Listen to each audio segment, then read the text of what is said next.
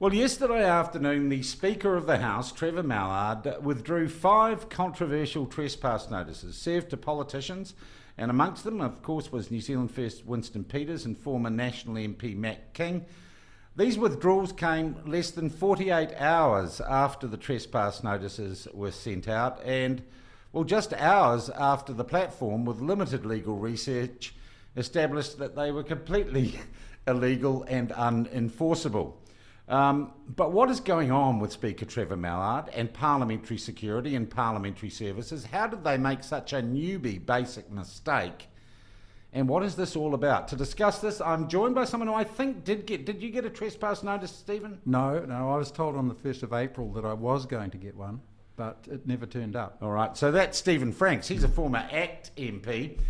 And we've also got, from COVID isolation, former president of the Labour Party and still somewhere behind the curtain, a political operative and insider on the left, Mike Williams. Mike, welcome to the platform.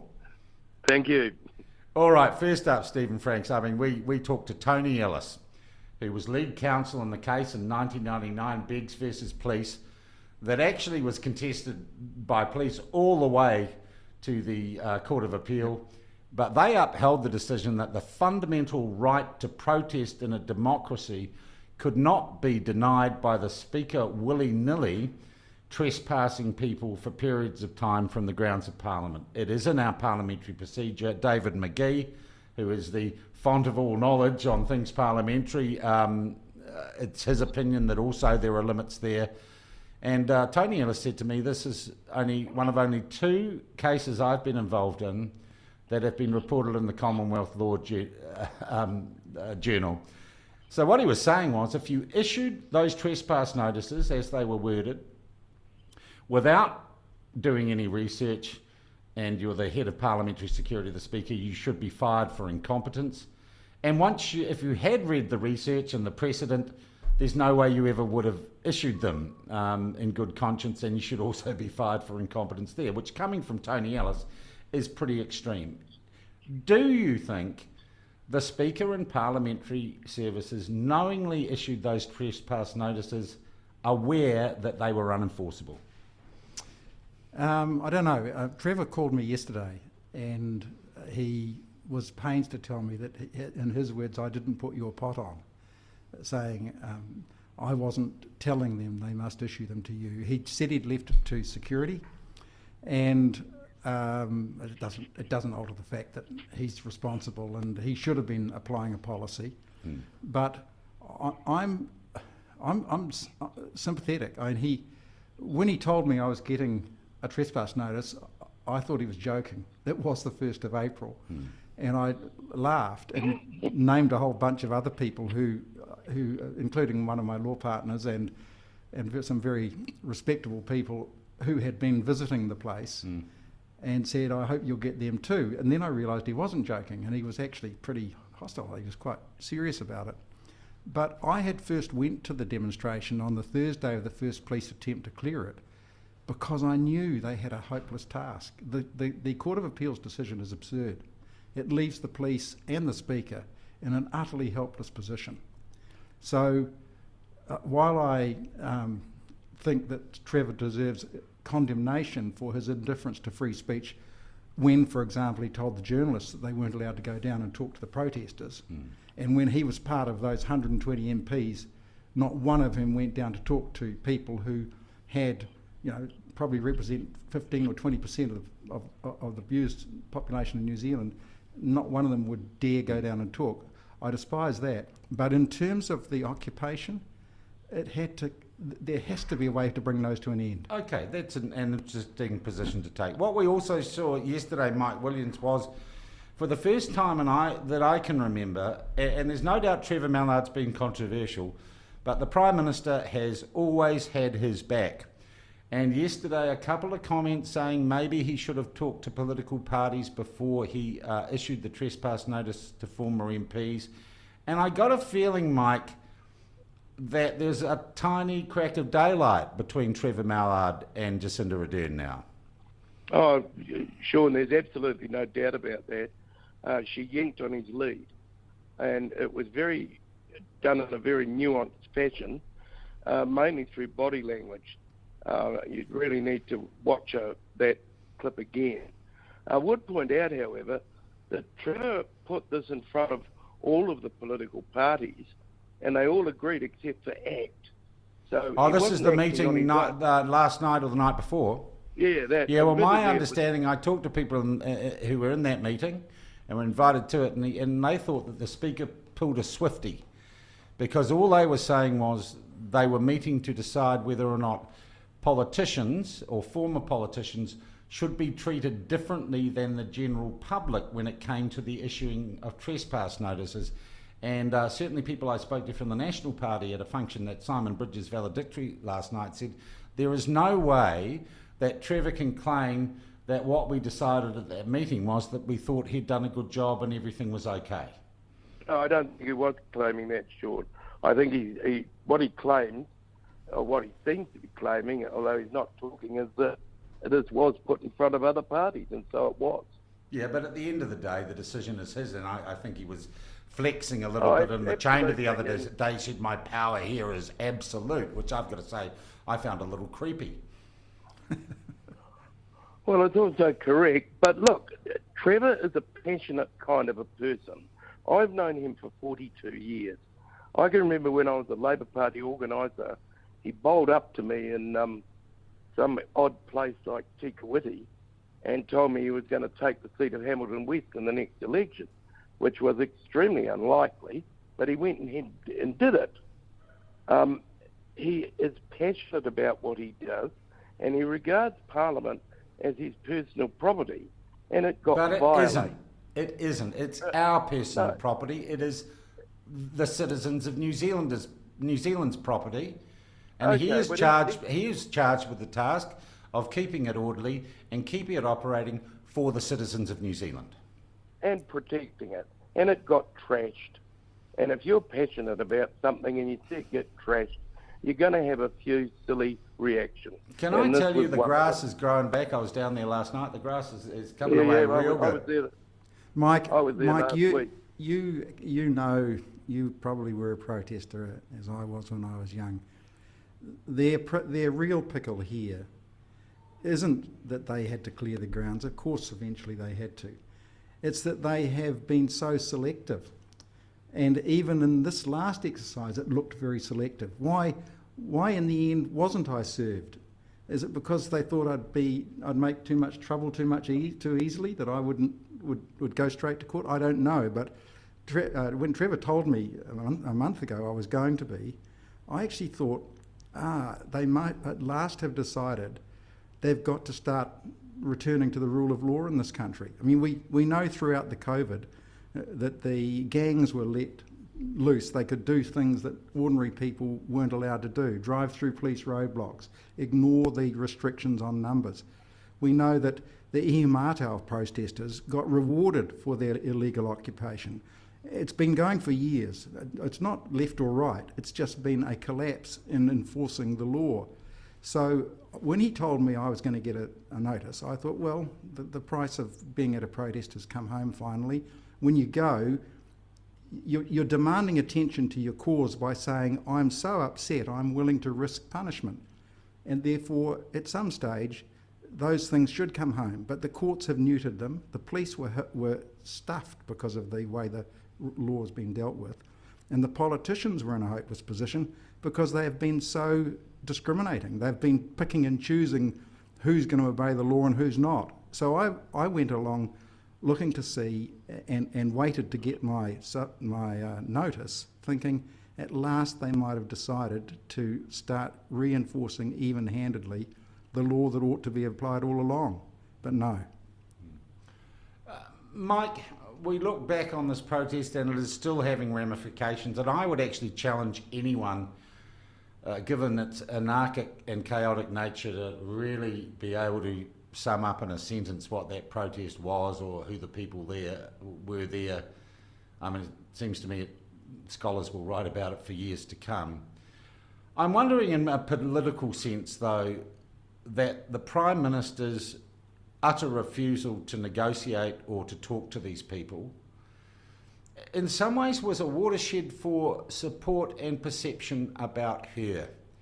And if we look back, and perhaps if the ninth floor had its time again, they might have handled it a bit differently. I doubt it, Sean. I mean, you've got to ask two questions. Who would you talk to? There did not appear at any time to be an agreed leader. And what would you talk to them about? I mean, there were a whole range of issues being ventilated there, from anti-vaxxing, all sorts of things. And there were people there wearing tinfoil hats, for God's sake. No, that was a joke. And they got me. That was a troll by a group of very funny women. Did you see the antennae they put on? They put the antennae on to basically... But Mike, what happened was we had mainstream media who didn't have the courage to get off the speaker's balcony and go in and cover the story properly. We had no MP prepared to talk to them. And look, I spent a few days down there. We went down with platform T-shirts on. We commissioned a survey of the people who were there. And you know what? I didn't have to find a leader to talk to, and I never did. But I just spent some time interacting with those people and letting them tell me what they thought. And I'll be honest, some of them I disagreed with totally. But once you gave them the chance to say what they wanted, the vast majority of them were somewhat confused, passionate New Zealanders without any ill intent in their hearts. And with no one in the political establishment willing to not only not talk for them, but even listen to them. I mean, when I was in caucus, Richard Prebble would say when some unpopular group was going to turn up, including groups who said they hated us, who's going to volunteer to go down and listen? We're paid to be in this place so that this country's disputes will be debated instead of resolved by force. Yeah. Who's going to go down and listen to them? And if none of you will volunteer, I'll have to do it. It won't be a good look for the party, so one of you volunteer. You can work out in advance how you're going to distance yourself from them, but someone's got to go and talk to them. Yeah. And then now there's a whole bunch of infants in that parliament, and none of them went out to talk. Yeah, and I'd say some infants in the press gallery who didn't go out and talk either. I just want to move on to something else, but first I just want to wrap up the Mallard thing. And let's put the context aside. The trespass orders that were issued, there was no way any professional with knowledge of parliamentary procedure and the law could have issued those trespass notices without knowing full well they were unenforceable and outside the law. Given that Trevor Mallard delegated to parliamentary security the ability to do that, and parliamentary security still issued those notices, I'm sorry, I just cannot see that as anything else but incompetence. But I get the feeling from the two of you, you're happy to let that ride. Right, Mike? Look, where is the incompetence? Is it with the parliamentary security? As far as they knew, they were doing all right. No, they weren't, because anyone in this office in 6 hours, we had figured out that there was this case called Police versus Beg 1999 that had resulted in a ruling that said the Speaker cannot willy-nilly trespass people from Parliament. Well, obviously they weren't aware of that. It's their job to be aware of that. That's what we pay them for. Mike, they were absolutely aware of it because they'd been studying it. It's part of the reason why the police couldn't move and do anything decisive. They'd been studying it for days. And Trevor knew, because he wouldn't have told me confidently that I was going to get a trespass notice if they hadn't been looking at it. Of course they knew. My question is whether they decided as a try-on to intimidate anyway. That's a different issue. And I think that's a good point. I was talking to MPs from a few different parties last night, and I'll be honest, and I'm not going to quote them. It was a parliamentary function, some Chatham House rules. They basically said it is Trevor being a bully again. And I'm sorry, that worries me, given that he is the constitutionally, the second or third ranked person in this country, and we've got a bully in the job, Mike. Well, I've known him for years, and I certainly would not associate the word bully with him. I've always found him to be rather a softie. I think they've obviously been misdirected, and I don't believe that they would have issued trespass notices in the full knowledge that they were illegal. Well, I it's just like, do but not let's believe go that. back. Let's go back to that inquiry into bullying in Parliament, and he calls a guy a rapist, and he's clearly not, and he cost the taxpayer hundreds of thousands of dollars. There is a pattern emerging here. Okay, well, let me talk about that. As far as everybody in Parliament knew, including myself, what he said at that point was correct. It was gross misinformation, and he apologised for it. A bit late. And it was a backhanded, it was the kind of apology that left them vulnerable to a pretty bad defamation order. I mean, he should have backed down a lot earlier on that. Yeah. Well, as I say, there's a pattern. But let's move on from Trevor Mallard, because the other thing I picked up talking to MPs and people from across all sorts of parties last night was that, now what's the committee called of all the MPs that meet with Trevor? Business committee? So the business committee, or there's some subcommittee of the business committee that is now looking at basically putting up the barricades at Parliament. Or standing orders. Yeah, standing orders committee. So they are considering a raft of security measures, of physical changes to the precinct of Parliament that will severely limit people's ability to wander in and out of that place, and because they are all scared. Well, they are scared. They were sooks at the time, and they're scared now. And it needs a simple reinstatement, not of something to protect Parliament specially.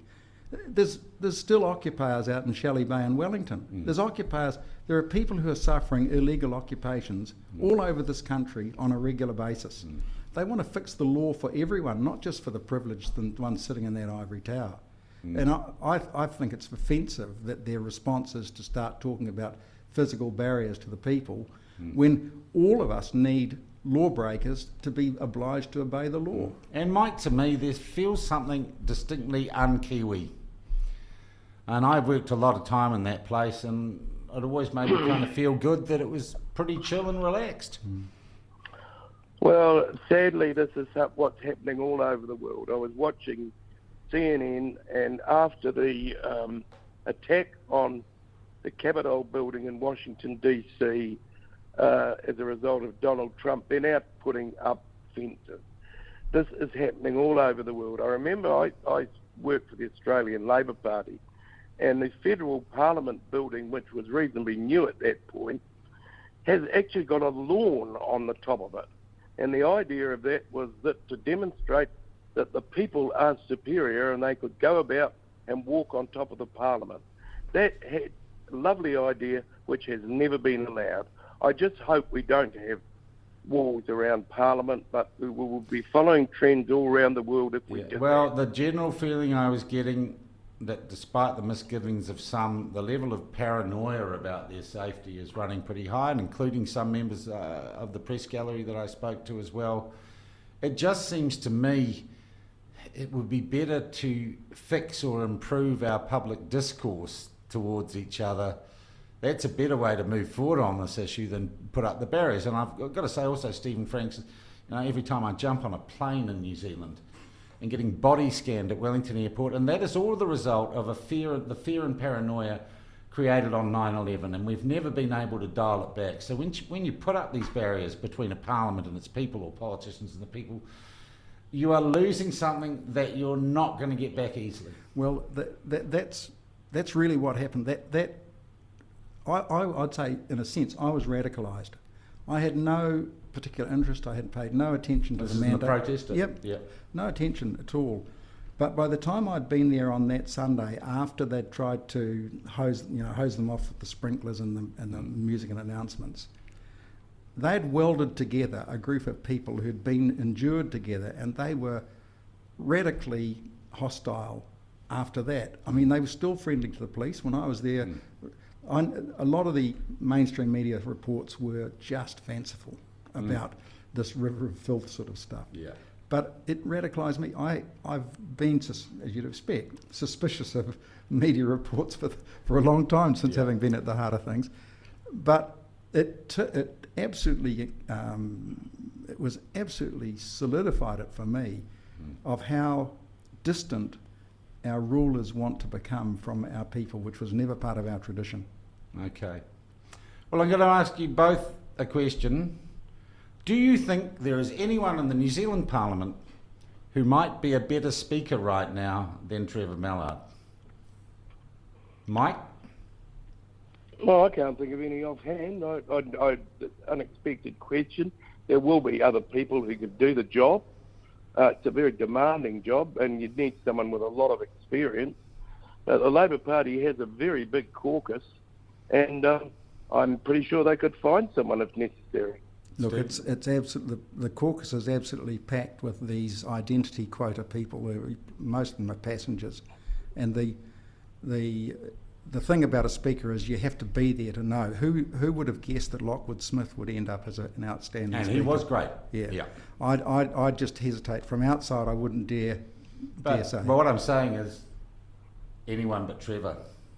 Yeah, well, he's being hung out. I don't believe for one moment that nearly everything he did wouldn't have been consulted on with Chris Hipkins closely and his colleagues. Okay, you're spreading the argument, and I'm not going to go there today. Hey, that was a fascinating discussion, Mike. I know you've got the COVID, so thank you very much indeed for rising from your sick bed and isolation to talk to us. And Stephen Franks, lovely to have you as a guest in the Platform studio. I'm sure we'll see more of you. It's a delight. And that is it from the Platform for this interview with Stephen. Well, let's call it a chat with Stephen Franks, lawyer, former ACT MP, and former Labor Party President Mike Williams.